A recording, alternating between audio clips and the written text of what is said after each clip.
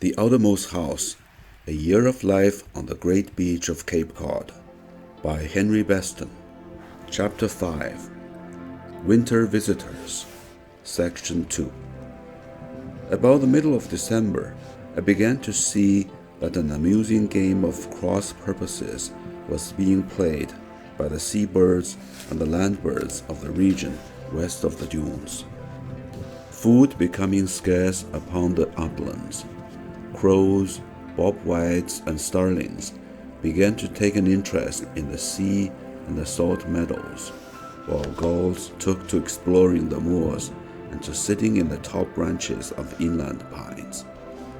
One wise old gull once discovered that there was good fare to be had in Mr. Joe Cobb's chicken yard, just off the western rim of the great marsh, and every morning this sagacious creature would separate himself from the thousands milling about over the cold tides and flutter down among the hens. There he would forage about, picking up grain like a barnyard fowl till he had dulled the edge of his hunger. I doubt if gulls ever do more. After visiting the chicken yard regularly for several winters, the bird disappeared one spring and was never seen again. He had probably lived out the span of his days. I pause here to wonder at how little we know of the lifespan of wild animals. Only cases of exceptionally long life or short life seem to attract the attention of man. I can open any good birch book and find a most careful and most detailed study of the physical selves and habits of birds, but of their probable length of life, never a word. Such material would be exceedingly difficult to secure, and perhaps the suggestion is folly, but there are times when one wishes that this neglected side of animal existence might have more attention. During the summer, I never saw starlings on the marsh, but now that winter is here, they leave the uplands by the Coast Guard station and venture out along the dunes. These flights of exploration are very rare. I've seen the birds flying over the salt meadows. I've seen them light on the ridgepole of a gunning camp, but I have never once encountered them on the outer beach. With crows, it is a different story. The birds will investigate anything promising, and during the summer, I found crows on the beach on 4 or 5 different occasions. These visits being made, for the most part, early in the morning. Chancing to look toward the marsh one warm October afternoon, I witnessed a battle between 2 gulls and a young crow for the possession of some marine tidbit the crow had picked up on the flats. It was a picturesque contest, for the great silvery wings of the gulls beat down and enclosed the crow till he resembled a junior demon in some old lithograph of the war in heaven. Eventually, one of the gulls seized on the coveted morsel, flew off a bit, and gulped it down, leaving the crow and the other gull to consider, like the cow in the old song. Winter and necessity now make the crow something of a beach comber. The birds cross over to the beach at low tide on mild days, forage about warily, and return to their uplands the instant they no longer have the beach all to themselves.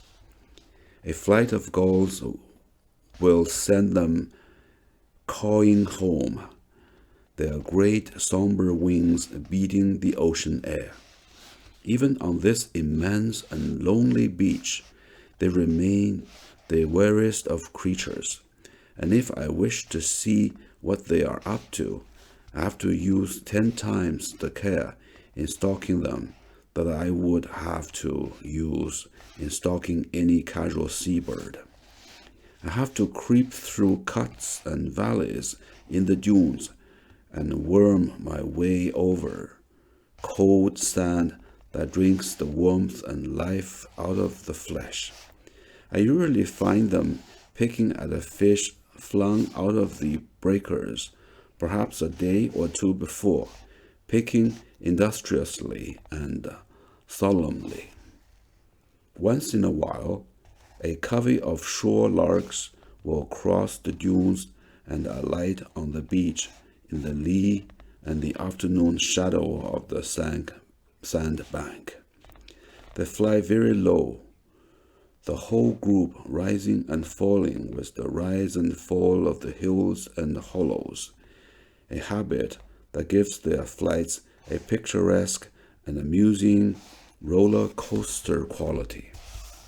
Once having settled down on the outer side of the dunes, the birds keep well up on the beach and never seem to venture close to ocean. This same shore lark is perhaps the bird I encounter most frequently during the winter months. This season they are here by the thousand. Indeed, they are so thick that I scarce can walk behind the dunes without putting up a flock of these alert, brownish, fugitive creatures. Their kingdom lies to the west of the dunes, in the salt hay fields and intermingled marsh areas, which extend between the dunes and the creek running more or less parallel to the sandbar. Coming from Greenland and Labrador, these birds reach the eastern meadows in October and November, and all winter long they forage and run about in the dead bristles of the hay. Their only note here is a rather sad little tss, tss, tss, which they utter as they skim the grass in alarm, but it is said that they have an interesting song during their breeding season in springtime Labrador. It is early on a pleasant winter afternoon, and I am returning to the forecastle through the meadows, my staff in my hand and a load of groceries in a knapsack on my back. The preceding day brought snow flurries to us out of the northwest, and there are patches of snow on the hay fields and the marshes, and on the dunes, nests of snow held up off the ground by wiry spears of beach grass, bent over and tangled into a cup. Such little pictures as this last are often to be seen on the winter dunes. I pause to enjoy them, for they have the quality and delicacy of Japanese painting. There is a blueness in the air, a blue coldness on the moors, and across the sky to the south, a pale streamer of cloud smoking from its upper edge. Every now and then I see ahead of me a round, blackish spot in the thin snow. These are the cast-off shells of horseshoe crabs, from whose thin tegument the snow has melted. A flock of nervous shore larks, hidden under the old mowing machine, emerge running, take to their wings, and flying south 50 yards, suddenly drop and disappear into the grass. Hesitating on the half-alert, a little flock of bobwhites, occasional invaders of this stubble, watch me pass and then continue feeding. To the west, from the marsh, I hear the various cries of gulls, the mewing note, the call, and that queer sound which is almost a guttural bark. Afternoon shadows are gathering in the cuts of the dunes, blue shadows and cold, and there is a fine sea tang in the air. It is low tide, and the herring gulls are feeding on the flats and gravel banks. As I watch them through a glass, they seem as untroubled as fowls on an inland farm. Their talkative groups and gatherings have a domestic look. The gull population of the Cape is really one people, for though separate gull congregations live in various bays and marshes, the mass of the birds seem to hear of any new food supply and flock as one to the feast. So accustomed to man have they grown, and so fearless, that they will follow in his very footsteps for a chance to scavenge food. I've seen the great birds walking round clambers, who threw broken clams to them as they might throw scraps of meat to kittens. In hungry seasons, the clammer may hear a flapping just behind and discover that a gull has just made off with a clam from his pail. They follow the eelers too, and on the ice of the Eastham salt pond, you may chance to see a pair of gulls disputing an eel which the eelers have thrown away. One will have it by the tail, the other by the head, and both tug with insistence and increasing bad temper. The victory in this primitive battle goes either to the strongest gull or to the fastest swallower. An unhurried observation of the marsh, especially a study of its lesser creeks and concealed pools, reveals hundreds of ducks. To identify and classify these birds is a next to impossible task, for they are very suspicious and have chosen their winter quarters with a sound instinct for defensive strategy. The great majority of these birds are undoubtedly black duck, the most wary and suspicious of all wintering birds. All day long, back and forth over the dunes between the marsh and the ocean, these ducks are ever flying. By twos and threes and little flocks they go, and those who go out to sea fly so far out that the eye loses them in the vastness of ocean. I like to walk in the marsh early in the evening, keeping out as far as I can toward the creeks. The ducks hear me and begin a questioning quacking. I hear them talk and take alarm.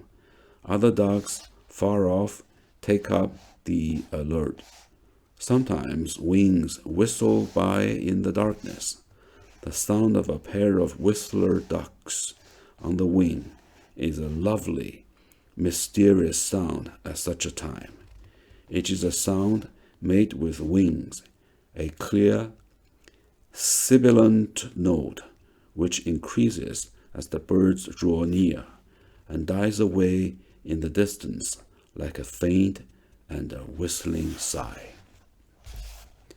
One March evening, just as sundown was fading into night, the whole sky chanced to be overspread with cloud, all save a golden channel in the west between the cloud floor and the earth. It was very still, very peaceful on my solitary dune. The whole earth was dark, dark as a shallow cup lifted to a solemnity of silence and cloud. I heard a familiar sound. Turning toward the marsh, I saw a flock of geese flying over the meadows along the rift of dying, golden light, their great wings beating with a slow and solemn beauty, their musical, bell-like cry filling the lonely levels and the dark. Is there a nobler wild clamor in all the world? I listened to the sound till it died away and the birds had disappeared into darkness, and then heard a quiet sea chiding a little at the turn of tide. Presently, I began to feel a little cold, and returned to the forecastle and threw some fresh wood on the fire.